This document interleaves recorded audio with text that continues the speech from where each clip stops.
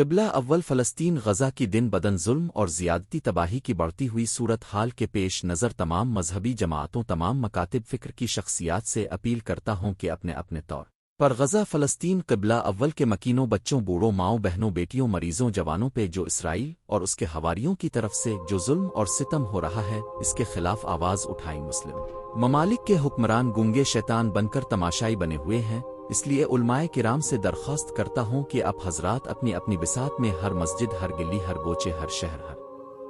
دہیت ہر ممبر محراب سے پور زور طریقے سے فلسطینیوں کی حمایت میں آواز بلند کریں، اسرائیل کے ظلم اور سفاکیت کو عوام ناس کے سامنے اجاگر کریں، حکمرانوں کی خاموش اسرائیل کی سپورٹ کی مذمت کریں۔ یہ میرا اب کا دینی فریضہ بھی ہے اور کمزور ترین فلسطینیوں بھائیوں کی سپورٹ کی کوشش ہے۔ اللہ پاک ہمیں مظلوم بے سہارا بھائیوں کی عملاً مدد کرنے کی توفیق عطا فرمائے، آمین۔ اگر ہماری مزالیں قبلہ اول مسجد اقصی کی حفاظت نہیں کر سکتی، اگر ہماری ٹیکنالوجی ہماری طاقت ہمارے سائنسدانوں کی محنت ہماری قوم کے اربوں روپے صرف اس لیے ہیں کہ صرف نمائش ہو صرف فخر کی باتیں ہوں، لیکن جب امت کے مقدس مقامات پر حملہ ہو تو ہم صرف تماشائی بنے رہیں، تو پھر خدا را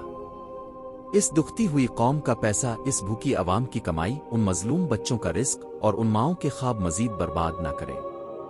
ہمیں میزائلوں کی نہیں، ہمیں وہ جذبہ بدر چاہیے، وہ غیرت وہ ایمان جو امت کے درد کو اپنا درد سمجھے۔ اگر ہم مسجد اقصی کی طرف بڑھنے والے ہاتھ نہ روک سکیں، اگر ہم ظالموں کے مقابل کھڑے نہ ہو سکیں، تو پھر ہم سے بڑا کوئی ناکام نہیں، پھر ہمیں آئینے میں اپنی کمزوری دیکھنی ہوگی۔ امت رو رہی ہے، قبلہ اول پکار رہا ہے، بچے شہید ہو رہے ہیں، مائیں بین کر رہی ہے، اور ہم صرف گنتی کر رہے ہیں میزائلوں کی بجٹ کی قراردادوں کی۔ اب بھی وقت ہے، تو ہم جاگ جائیں، پھر کم از کم احساس شرمندگی تو پیدا کریں۔